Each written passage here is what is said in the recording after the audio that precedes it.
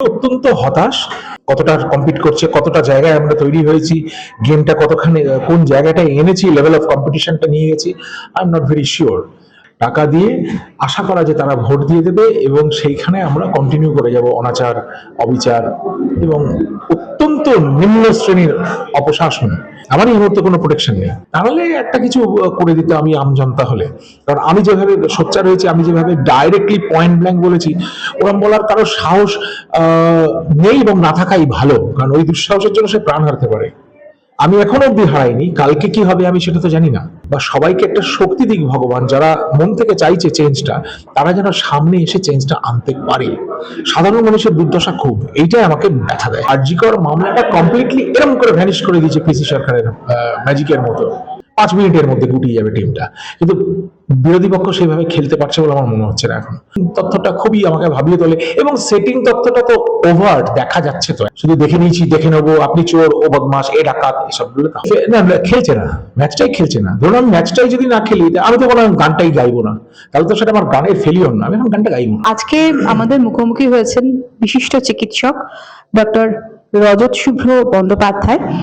স্যারকে কয়েকটা প্রশ্ন নিয়ে বর্তমান রাজনৈতিক পরিস্থিতিতে আপনার কাছে জানতে চাইবো। স্যার, আমাদের রাজ্যে যেখানে শিল্প আসছে না, সেখানে বেকার যুবক যুবতীদের জন্য যুবসাথী প্রকল্প, তাদের মাসে মাসে ভাতা দেওয়া হচ্ছে, লক্ষ্মীর ভান্ডারের জন্য আরো 500 টাকা বাড়িয়ে দেওয়া হলো। এই যে বর্তমান পরিস্থিতি, আমাদের রাজ্যের ঠিক কি বর্তমান অবস্থা, আপনি কি বলবেন?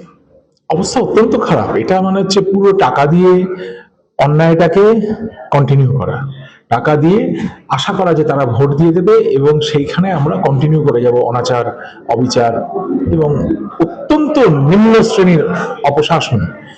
এর বিরুদ্ধে অনেকবার কথা বলেছি, অনেক সোচ্চার হয়েছি, এখনো হয়তো আরো হব। ইলেকশন আসছে, so I am planning to go back and say few points, যেটা মানে একদম তৈরি হয়ে বলতে হবে। এটা খুবই দুঃখের, এবং সেইখানে এটা পয়সা দিয়ে ভোট জিতে নেওয়া, এটা তো কোনো সভ্য সমাজের এটা চলতি পথ নয়। আমি অত্যন্ত হতাশ, এবং কিন্তু আমি জানতাম এটা করবে। হতাশ হতাশ হয়ে হতাশ নয়, কারণ ব্যাপারটা হচ্ছে আমি জানতাম এটাই ওরা করবে, এটা ছাড়া আর কোনো পথ নেই। এখন আমাদের উপর নির্ভর করছে এখন আমরা কত অ্যাগ্রেসিভলি যাব, ভোট কত সিনসিয়ারলি গিয়ে দেব, এবং কিভাবে বিজেপি পার্টি প্রচার করে। বিজেপি ছাড়া তার কোনো সংগঠন নেই ওদের সঙ্গে কম্পিট করতে পারে, কিন্তু এখনো কম্পিট করছে কতটা, আই ডোন্ট নো কতটা কম্পিট করছে, কতটা জায়গায় আমরা তৈরি হয়েছি, গেমটা কতখানি কোন জায়গাটায় এনেছি, লেভেল অফ কম্পিটিশনটা নিয়ে গেছি, I am not very sure. আর এটা পার্টিকেই ঠিক করতে হবে। আমাদের জন্য খুবই হতাশাজনক, কারণ আমার কাছে শক্তি মানে আমার তো মনের শক্তি, শিক্ষার শক্তি, আত্মবিশ্বাসের শক্তি, কালচারের শক্তি, সেই শক্তি আছে।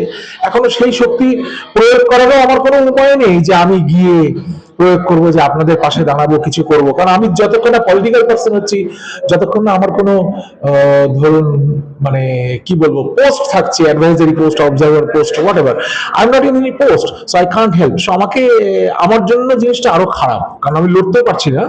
চোখের জল বা বুকে কান্নাটা চেপে রেখে আমাকে অবজার্ভ করতে হবে যে কি হতে পারতে। কদিন আগে উত্তরাখণ্ড ঘুরে আসলাম, তারপরে উত্তরপ্রদেশ ঘুরে আসলাম, সিকিম ঘুরে এসেছি, গ্যাংটক ঘুরেছি।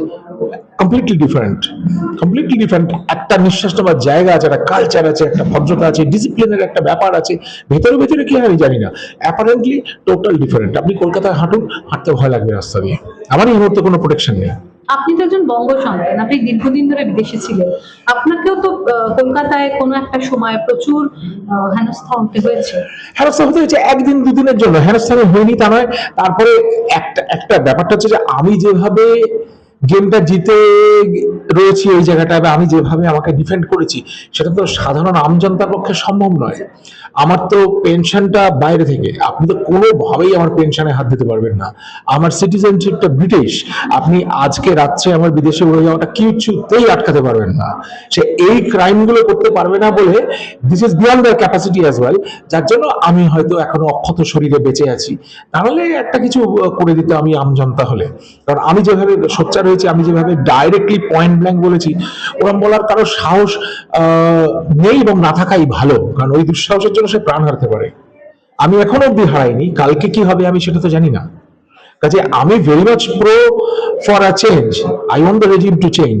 আমি ভেতর থেকে প্রার্থনা করি, বিশ্বাস করে না, গঙ্গা স্নান যখন করছিলাম ওই ত্রিবেণী ঘাটে, ওইখানে আমি ওই প্রার্থনা করে এসেছি যে আমাকে বা সবাইকে একটা শক্তি দিক ভগবান, যারা মন থেকে চাইছে চেঞ্জটা, তারা যেন সামনে এসে চেঞ্জটা আনতে পারে।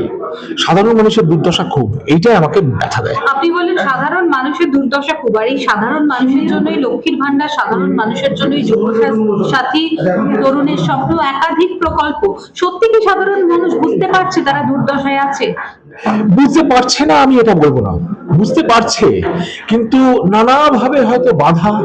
বহু ডাক্তার আমাকে ফোন করে, তারা কাঁদছে, ইয়াং ডাক্তার আমার কাছে হেল্প চাইছে, কি করা যাবে। আমি 2-4 জনকে রেকমেন্ড করে চেষ্টা করছি ও দেশে পাঠিয়ে দেওয়ার, যাতে তার একটা সুস্থ ভদ্র লাইফ, কি হতে পারে ইউরোপিয়ান স্টাইলে একটা লাইফ, সেটা দেখে আসার পরে ব্যথাটা আমার খুব বেড়েছে। তারা বুঝতে পারা উচিত, কিন্তু আমি যে তাদের বোঝাবো সেই পজিশনটা আমার নেই। এখন বিজেপির নেতারা হলে তো আমি গিয়ে বলতে পারছি না, নেতারা নেতাদের মতো বলছে, ওদের কাজ হবে কতটা আমি জানি না, কিন্তু মানুষের এগিয়ে গিয়ে নিশ্চয়ই একটা রেজিম চেঞ্জ চাইবে। তাদের বুঝতে পারা উচিত যে 1,000-1,500 টাকায় চলে না। আমি তো মানে এমন চলে না, যেখানে স্বাস্থ্যসাথী কার্ড কাজ করছে না, টিচার নেই, ডিএ নিয়ে ঝামেলা, প্রত্যেক স্কুলগুলো খা খা করছে, প্রাইভেট ছাড়া কোনো টিউশন হয় না, সেখানে শিক্ষা ব্যবস্থাকে আগামী 30 বছরের জন্য ড্যামেজ করে দিয়েছে।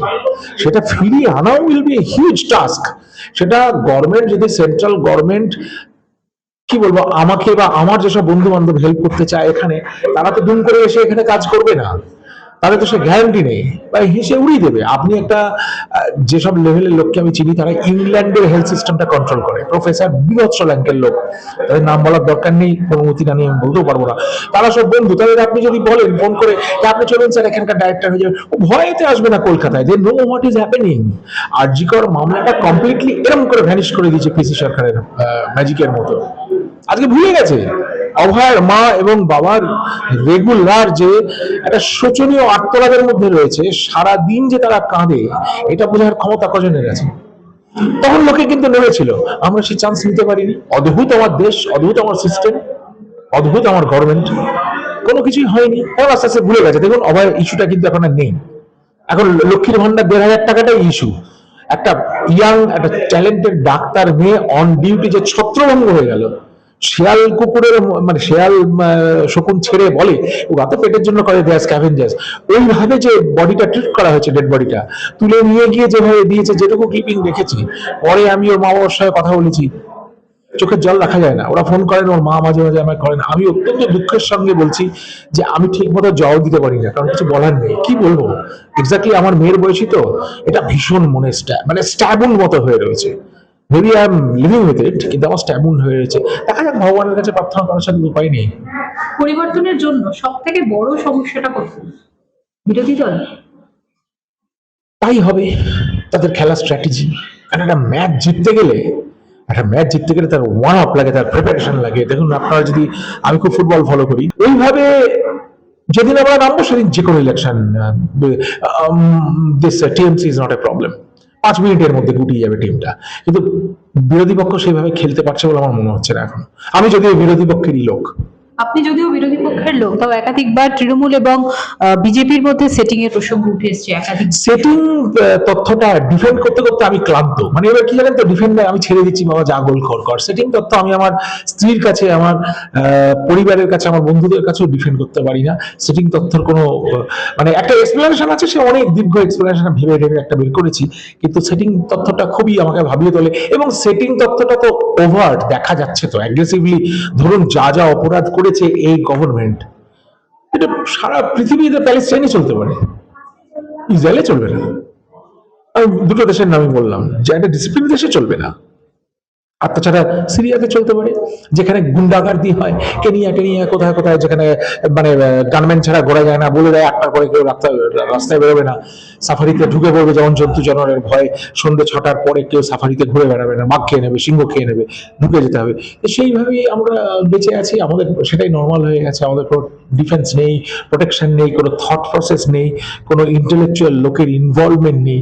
শুধু দেখে নিয়েছি, দেখে নেবো, আপনি চোর, ও বদমাস, এ ডাকাত, এসব বললে তা হবে না। অন্যান্য রাজ্যে দেখা যাচ্ছে যে বিজেপি ক্ষমতায় আসার চেষ্টা করছে, কিন্তু বাংলায় বারবার ফেল করছে, মানে ফেল ওইটাই তো করছে না setting ফেল দপ্তর। করতে চাইছে। না না, খেলছে না, ম্যাচটাই খেলছে না। ধরুন আমি ম্যাচটাই যদি না খেলি, আমি তো কোনো গানটাই গাইবো না, তাহলে তো সেটা আমার গানের ফেলিওর না, আমি এখন গানটা গাইবো না। আমার গাইতে ইচ্ছে করছে না, না জোর করে গাইবো না, সেটা আমি জানি, গানটা গাইবো না। কিন্তু খেলাটা ঠিক মতো হচ্ছে না, মানে পুলিশকে তো স্কটল্যান্ডিয়ান হতে হবে, তবেই তো একটা দুর্ধর্ষ মানে শার্লক হোমস বেরোবে পিছনে। সেরকম খেলা মানে sharp well defined strategic movement এখনো দেখিনি, সেটা পরে দেখা যাবে। রাস্তা আছে, রাস্তা আছে। প্রথম কথা হচ্ছে রেজিমটা চেঞ্জ করতে হবে। দেখুন আমি বলছি শিক্ষা ব্যবস্থা যতই ভেঙে পড়ুক, এটাকে ইমপ্রুভ করা যাবে, কিন্তু আমার হাতে পাওয়া না থাকলে হবে না। তো স্ট্র্যাটেজিক ভাষণ দিয়ে এটা পুরো ওয়েস্ট অফ টাইম হবে, আমি যদি আপনাকে এখন এই কথাটা বলি, বলে কোনো লাভ নেই। যদি কখনো সেই জায়গায় যাই, যদি কখনো এটা জিতে আসে, যদি আমি আমার ওভারসিজ বন্ধু বান্ধবদের ইনভলভ করতে পারি, মেডিকেল সেক্টরটা, পুলিশ সেক্টরটা বা যা যা করার দরকার সেগুলো করে আমি দেখিয়ে দিতে পারবো। কিন্তু এখন করে কোনো লাভ নেই। এখন তো মানে বলবে একদম বাজে বকছে, আমাকে প্রলাপ বকছে বলবে লোকে। স্যার, আন্তর্জাতিক আইন সম্পর্কে এই মুহূর্তে সম্যক ধারণা নিয়ে বলছি না, কিন্তু একজন সাধারণ মানুষ, নাগরিক হিসেবে প্রশ্ন করছি যে আপনি কি 2026-এর যে বিধানসভা নির্বাচনে তাতে বিজেপি থেকে প্রার্থী হচ্ছেন? না না না, আমি প্রার্থী হচ্ছি না। আমার প্রার্থী, সত্যি কথা বলবো, আমার সে বিশ্বাস নেই মাতৃভূমির জনগণের উপর, আমার সে বিশ্বাস নেই। সেই কথাগুলো আমি অন ক্যামেরা এখন বলতে চাই না। আমি যথেষ্ট হতাশ এদেরও কিছু মুভমেন্টে। এখন ব্যাপারটা হচ্ছে যে ব্রিটিশ পাসপোর্ট ছেড়ে দিয়ে ইন্ডিয়ান সিটিজেনশিপ নতুন করে নিয়ে এইখানে এই অরাজকতার মধ্যে হঠাৎ অগ্নি পরীক্ষায় প্রবেশের মতো হয়ে যাবে। আমার সে সাহস নেই, আমি সেটা করতেও চাই না। আমার পরিবার আছে, আমি তো একটা মানুষ, at the end of the day আমি তো সুস্থভাবে বাঁচতে চাই। আমি ক্ষুদিরাম বসে পরে আপনার 150 বছর বাদে আমার মূর্তি রাখবেন হাজরা মোড়ে, আই ডোন্ট